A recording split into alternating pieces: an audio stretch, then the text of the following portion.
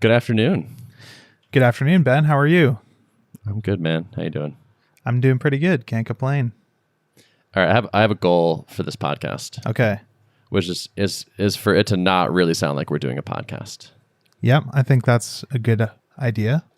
I think we're on our way because I didn't prepare anything. Yeah. So I think we will have sort of no choice but for it to be just a conversation. So yeah, and if it sucks, it's Derrick's fault because Derrick texted me this morning and was like, "Oh, sorry for the late notice. I'll be on a plane when we were supposed to record." Okay. I kind of feel like he probably knew that in advance. But yeah, like it's a recurring calendar invite, Derrick. It's been on there, probably for a year at this point. This particular That's Thursday okay. at 4 p.m. Give him the benefit of the doubt. Yeah, no, I mean, I've done this to him so many times. It's a thing. Yeah. It's fine. So yeah, I don't know if you've seen this. Like Tyler Tringus tweeted about this, like writing up like a monthly advisor update for people, like as if it were an investor update, even if you don't have investors. I think I did see the tweet, but I didn't really like pay much attention to what other people were saying about it or anything like that. But it seemed like kind of a neat idea. It is. It's really cool. So I was sort of inspired by his tweet, and so I started doing this. And I just wrote the third one today, and I'll probably send it in a couple hours. And so I just basically started emailing like close friends who I like respected and saying, hey, like, would you want to be on this thing? You can read it if you want. You don't even have to. You definitely don't have to respond. But if anything jumps out at you, like, I'd love to hear what you think.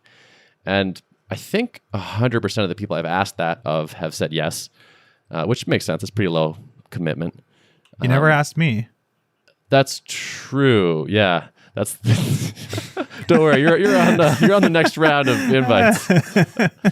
No, you and I talk a lot actually. So I ask you for advice more frequently than these people. You're on the Telegram / hop on a chat kind of list. Cool. Which is the even more exclusive list. Sweet. Yeah. So how's that going? So you've done 2 of these already? Yeah, and I just wrote the third. It's really good actually. It's just nice to look back on them and be like, oh yeah, like we did a lot of things. And like I said at the beginning of July that we had certain goals for July, and like which ones did we get done? Like where are we at? Like are we making progress? So it kind of helps it helps my stupid brain, which like focuses on the negative, like kind of preferentially, be like, oh yeah, like I said I was going to do things and we did these good things. And I step back and I look at like our numbers because I include like the financials, like what's going on. And those all look really good. So it's like, okay, yeah, things are good. Like be chill. I started doing something similar to that sort of at the beginning of the year because I find I have a similar problem, which is it's very easy to sort of not acknowledge your own like accomplishments or not even realize that you did something. Like it's very easy to look back and think like, wow, it's July. It's actually August now. Holy crap. What the hell have I even done? Like there's that's so much time. I should be able to get so much done. And it's so easy to forget the things that you got done and focus just on the things that you have wanted to get done, but still haven't got done. So I started doing this like work journal on my blog that I basically failed at keeping up with since March. But for a while I was doing like a weekly post. I was like, okay, here's kind of what I got done last week. Here's kind of what I want to get done next week or whatever. And again, the whole point was just so that I could look back on it myself at the end of the year and see like, okay, I accomplished a lot of stuff. Because if I don't keep track of it, it's easy to only really see like the really big stuff and forget about all these like kind of smaller projects that are actually significant and take up a bunch of time. But I like the idea of doing it just as like an email that you send out to people too, especially if you have people then like responding and stuff, which kind of motivates you to do it more. And well, so first of all, it's nice that it's private actually, because I feel like I can put everything in there. Also, it's nice that there's a little bit of social pressure where I was like, hey, I told people I'm going to do at least 3 of these. So I made like a commitment to people that I respect. And so I don't want to like stop doing it. But also, yeah, the feedback has been useful. So one thing I found is that like asking a specific questions really helps. Like just saying like, here's what's going on. People like kind of comment a little bit, but not that much. But when I said like, oh, and by the way, I would love your thoughts on this, that like really like had a lot more people responded to that. And like I asked a question last time and like basically everyone responded and said the same thing. And I was like, well, okay. Awesome. That's pretty clear. Yeah. So how many people are you sending it out to at the moment? It's like 8 people now. Yeah. Somewhere around there. That seems like a decent number. Yeah. I think I'm going to keep it adding people a little bit. Tyler pointed this out. And I thought this was like savvy. It's kind of a lightweight way of staying in touch with somebody and building a relationship with them. there's some people who are like not quite friends of mine, like not quite in my network, that like I wouldn't mind adding to it and like having more of a connection with.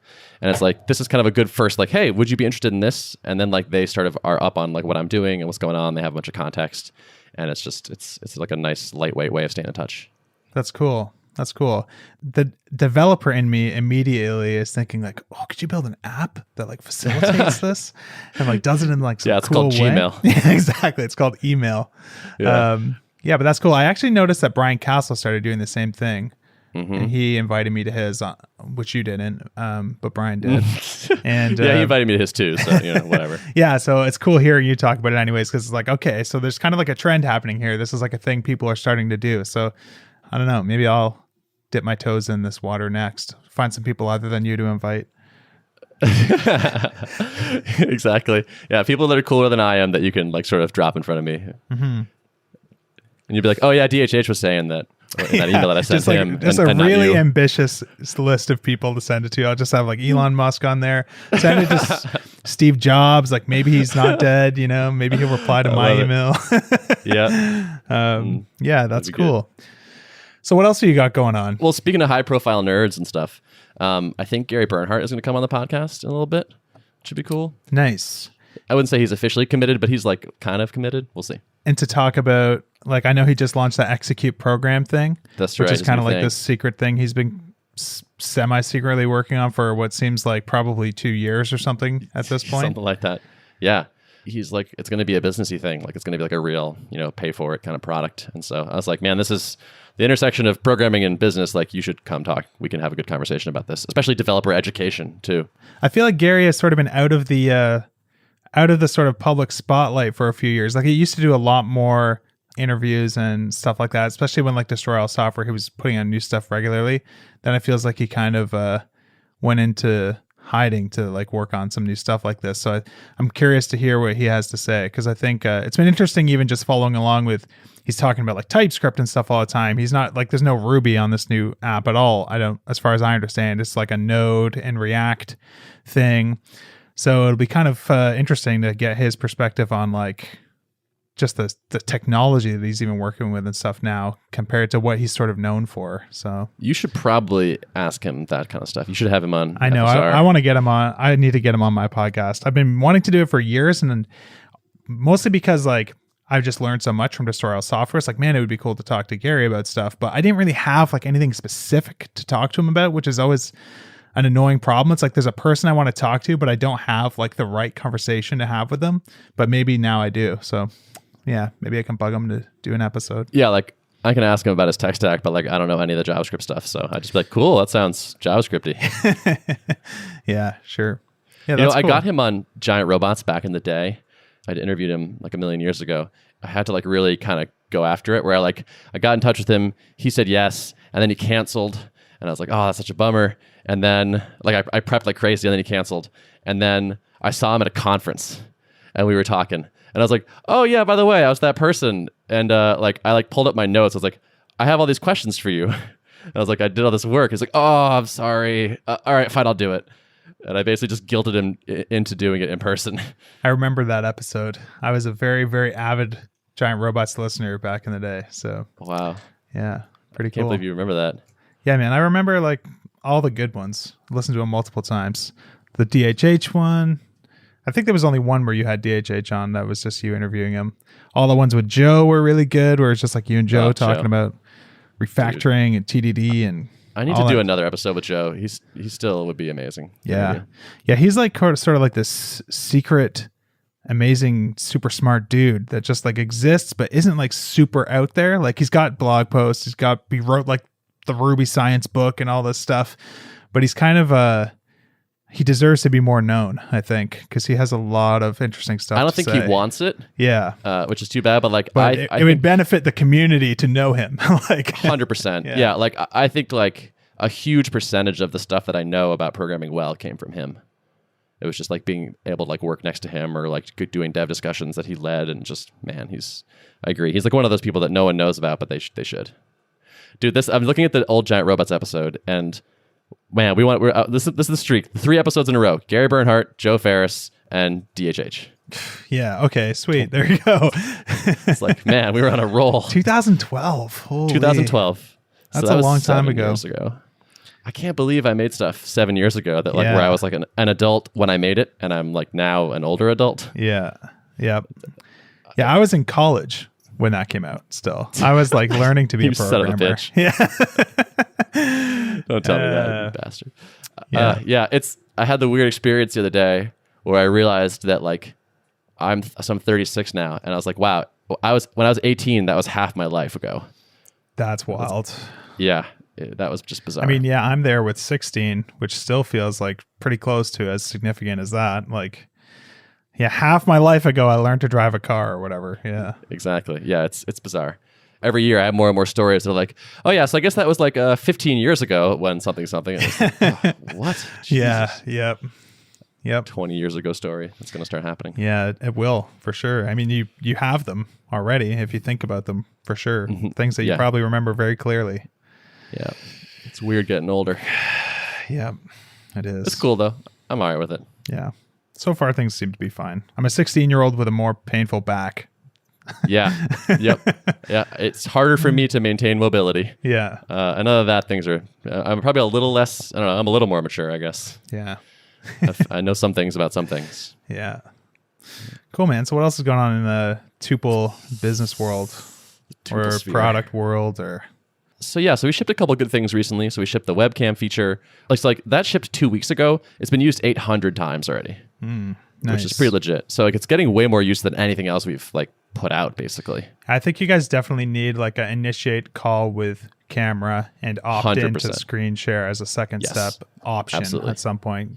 Because I still default to Zoom for things where like I want to just talk to someone, but then we want to share screens. And now it's like, well, we're already in Zoom.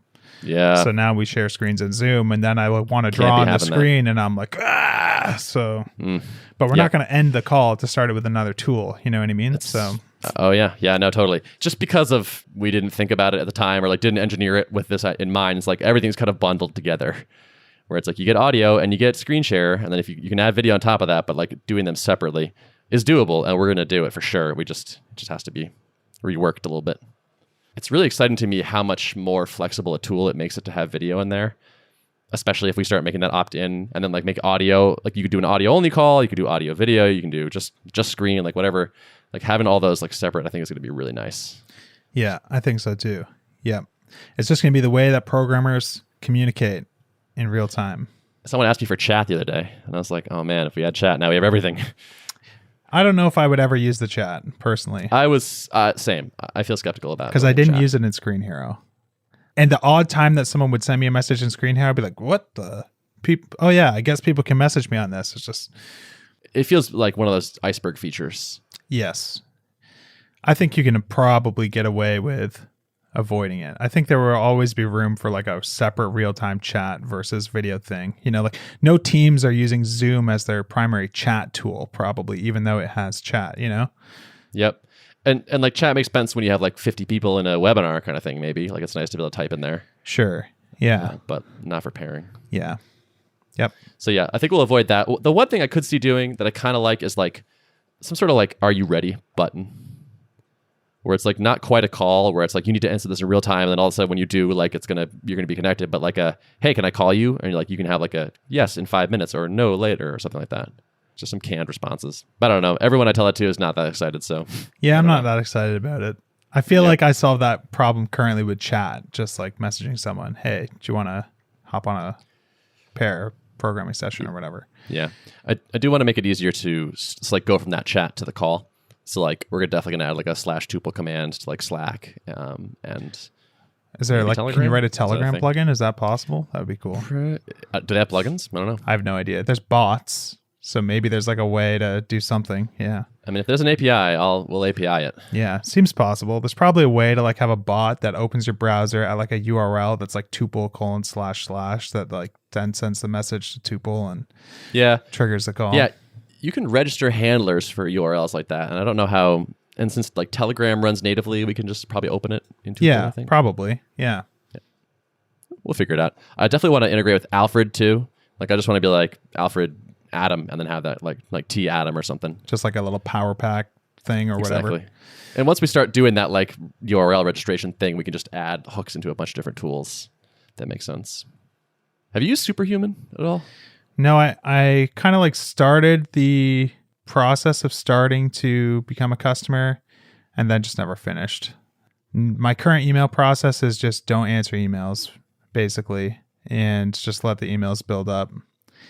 And I'm trying to teach myself to not care about that as much because in some ways it's like not really fair for people to be able to just like steal your time. You know what I mean?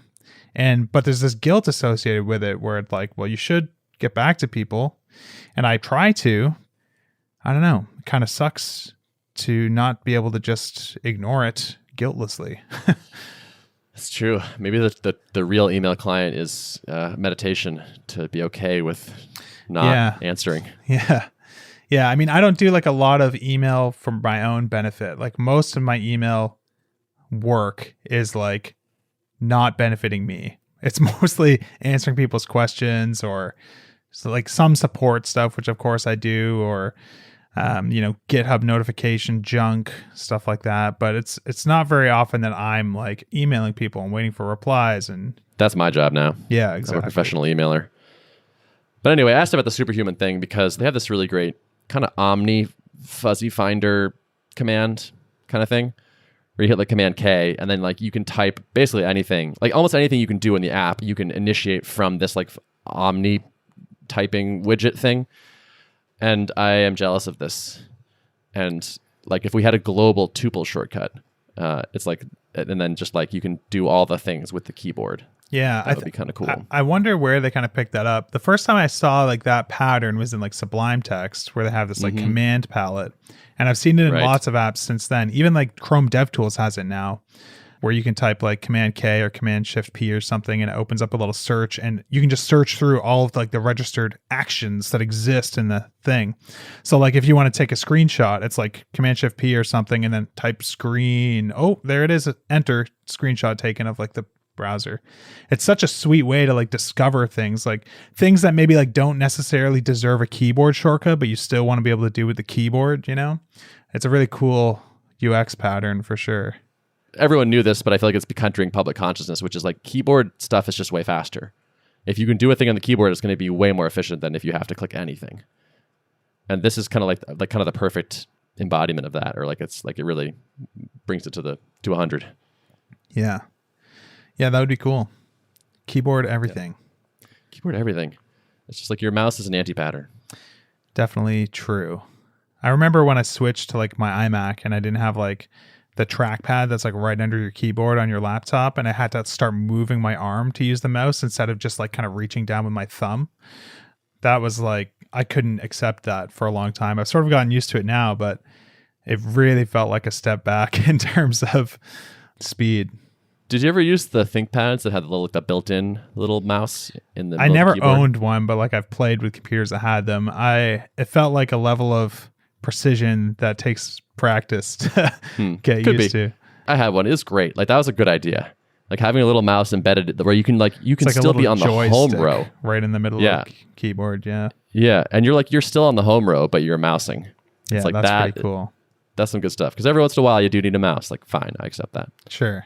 Yeah. But don't make it so far away. Yep. Cool. So yeah, and other Tuple stuff, like we're getting ready to launch, ? I think. Oh yeah. I guess that's coming up. Yeah, so we said we were going to launch in August, so it's August. I wouldn't say I'm quite having like second thoughts, but I'm almost having second thoughts. Where it's like we grew like a lot in July. Like we had a really great July.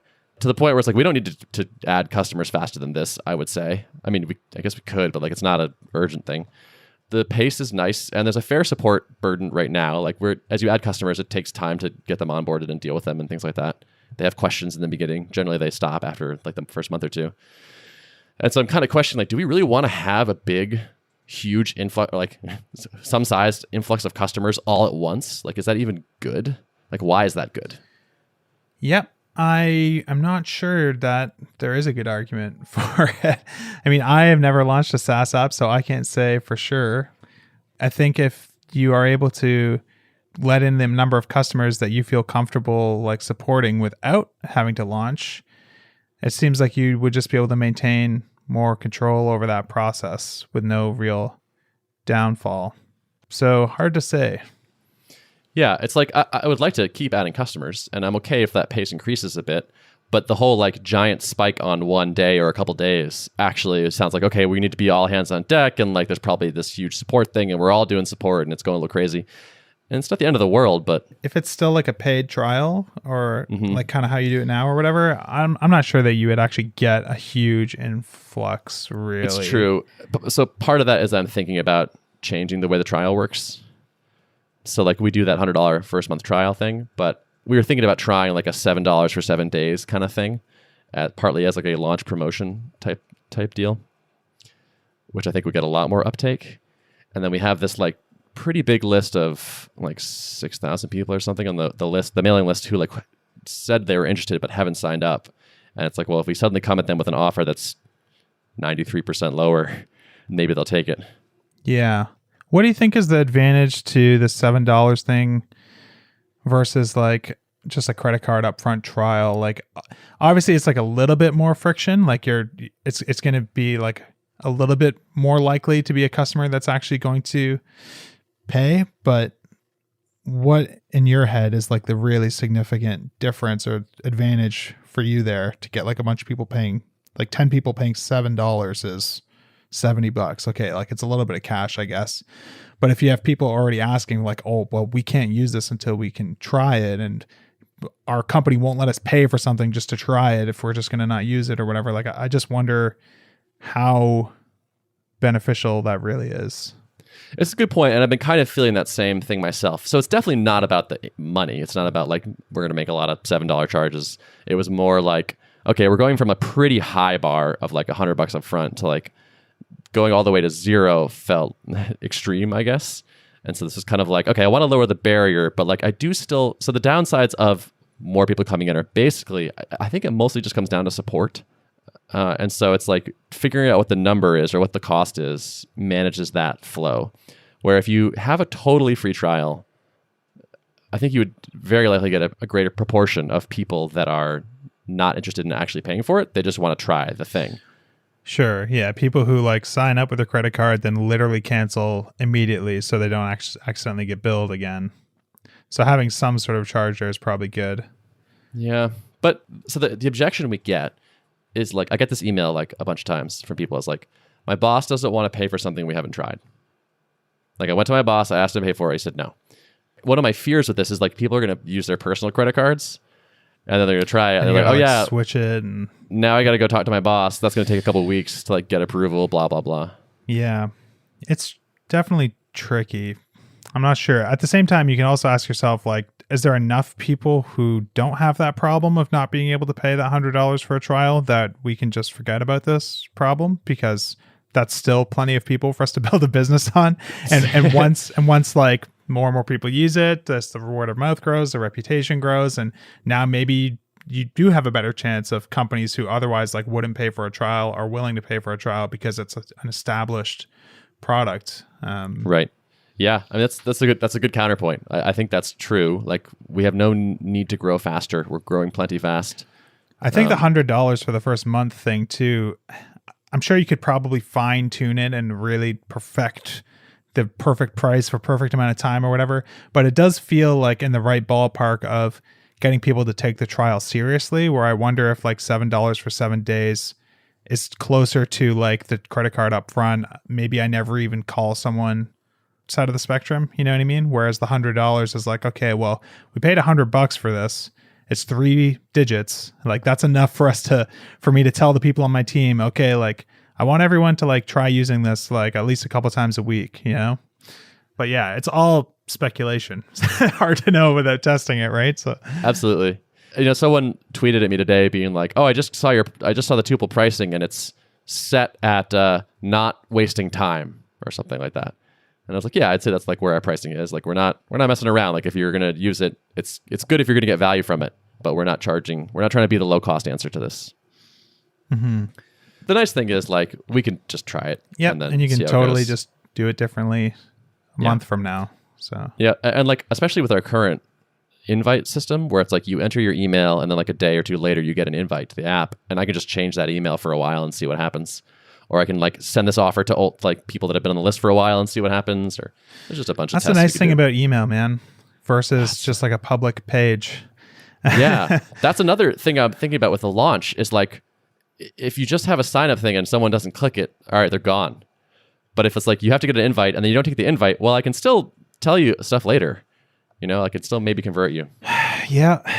It's hard to let go of that email system, especially when it's hard to justify like the what is the upside? Like, is there even an upside at all? Like, it'd be one thing if like not many people were requesting an invite or something, but even then I would probably suggest trying to find out why they don't want an invite. You know what I mean?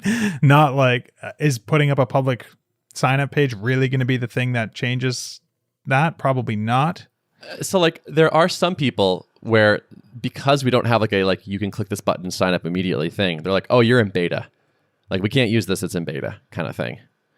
But like, kind of who cares? Like, there's going to be some people that are not our customers, and that's okay. Like, that's the beauty of the freedom that we have. You might be able to change that perception just by tweaking language and stuff too. Like, I'm looking at the site now, and there isn't really anything that suggests to me that it's beta other than like my own built-in perspective of like, I've been using the tool since it was alpha. So like, when did it not be that for me? I don't really know. Like, I've just been using it from the beginning. So, but yeah, you're right. Like, nothing on here says it's beta. Get your invite. I can see how some people might kind of like interpret that as, oh, it's pre-launch, so it's not like fully ready or whatever. But I'm sure you could spin it to just make it more about like, we only want to work with certain types of customers, or some way that just makes it more of like an exclusivity thing than it is like a we're not ready thing. But I definitely get that same impression from Superhuman now that you mention it. Like, in my head, I think of it as like, oh, well, they're not launched yet, so like they must not be ready, because otherwise I'd just be able to sign up. You know what I mean? But I'm pretty sure like the product is super mature. So yeah, it is for sure. Yeah, that is interesting. Although we are signing up larger customers too. I don't know. Like I was going to say, I think it's like the bigger companies that would have more of a problem with it. But like we're signing up like people you've heard of. So yeah, it's all kind of like small optimizations on an engine that's already turning pretty well. Yeah. So it's like, this is a nice spot to be in. If it was me, I would have a hard time justifying making things just totally public and losing like that extra, email capture and stuff if you're already like letting in almost like more people than you can really keep up with. Like, where do you think you are in that spectrum? Do you feel like it's plenty of people, or do you feel like I don't really want more than what we already have? Or like, what's your capacity, do you feel like? Revenue is growing fast enough that I don't feel like it needs to be faster. I'm not like, oh man, this is taking forever. I would say support is somewhat time consuming. Like Joel does all of it just about. And it's, there's 70 to 100 tickets a week, probably, something like that. It's enough that it's like, it's kind of annoying. Honestly, we haven't invested that much effort in trying to reduce those. Like, let's improve the docs, or let's see if we can change the tooltip on that, or like being more systematic about reducing that load. I think we have room. Like, we could add customers at a faster clip, and I don't think anything would fall apart. I guess there's nothing stopping you from doing a launch and then deciding to go back to invite only. Like, I mean, you could test that too. It feels like a little bit of a weirder thing to undo. Yeah, that email capture is so good. I don't think I want to give that up. Yeah. I think you have to like think carefully about, is the only reason that I want to make it like publicly available and like launch it because I have some superstitious thing in my brain that is, well, that's what you're supposed to do. You know what I mean? Versus like, these are the clear advantages to doing that will improve our business. But I know what you mean. Like, I would feel that same pressure. Like, it's sort of like you've had this thing in the back of your head now, like the whole time you've been building the product, that one day there's going to be this launch. So to like reprogram yourself to think like, well, actually, like, we are launched. This is like how our business runs. You know what I mean? And we basically are, is the thing. There's a delay we put in there, and so it's like you can't sign up for it the instant you want it. But we basically are launched. Like, we don't gate it. You don't have to get approval from any of us. But then I'm also like, okay, if someone wants to sign up on Monday and I don't send them an invite till Tuesday, why is that good? Like, what's the point of that? Yeah, I don't know what the point of that is either. maybe you should just send it right away. Maybe you should test that. Maybe for like 2 weeks, you should send it right away. And then 2 weeks, you can send it a day later and see which cohort converts better.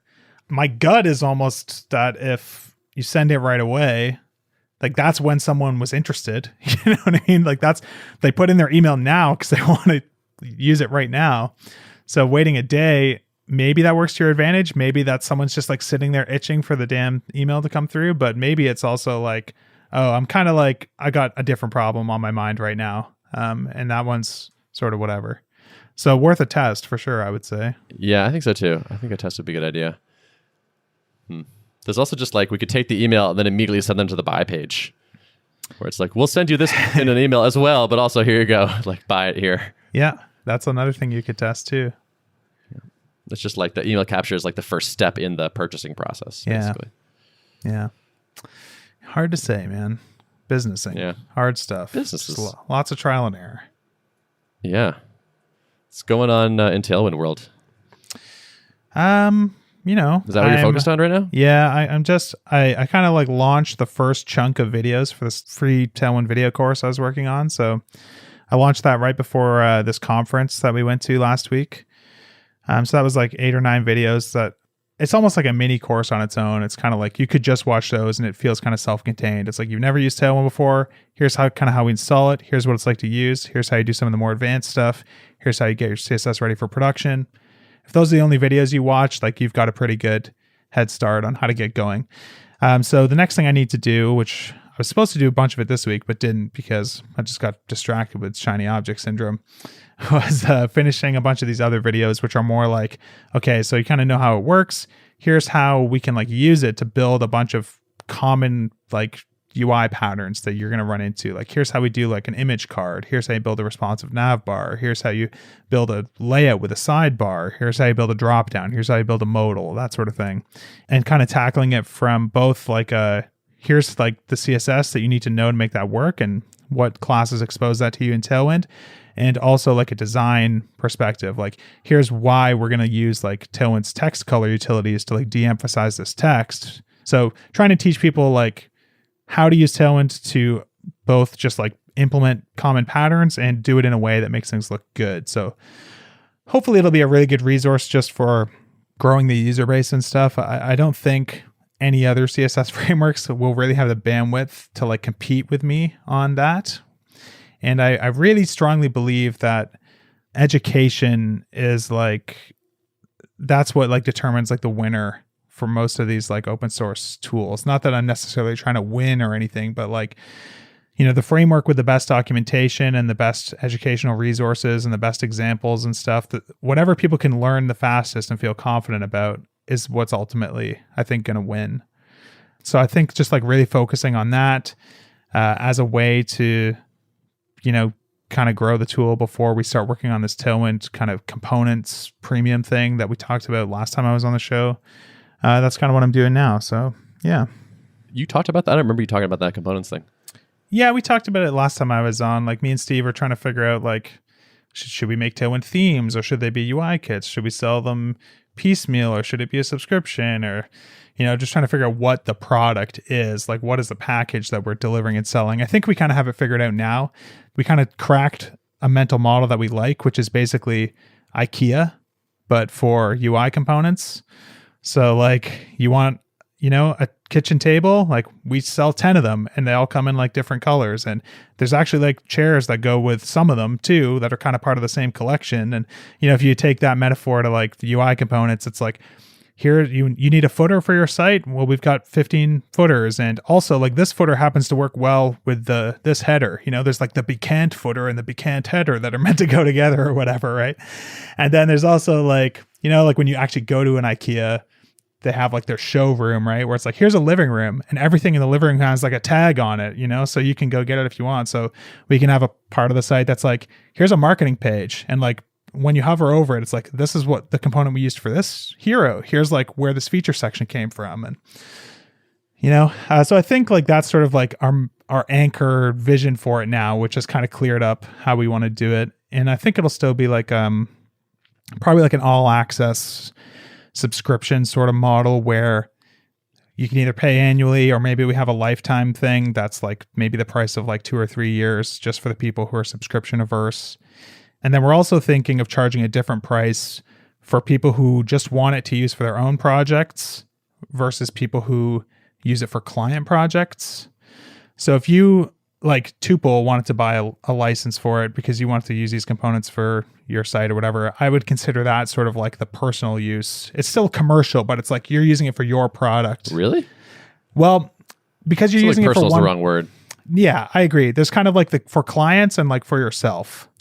Because I feel like if you're building stuff for clients where you're literally charging people to build them a website and all you're doing is coming to our thing and copying and pasting stuff and then like delivering that, I feel like you're going to value the tool more than someone who's like using it more just for inspiration or for whatever. You know what I mean? Like it's easier to tie the ROI to like what you're paying when you're like, okay, I build this client $5,000 to build this site.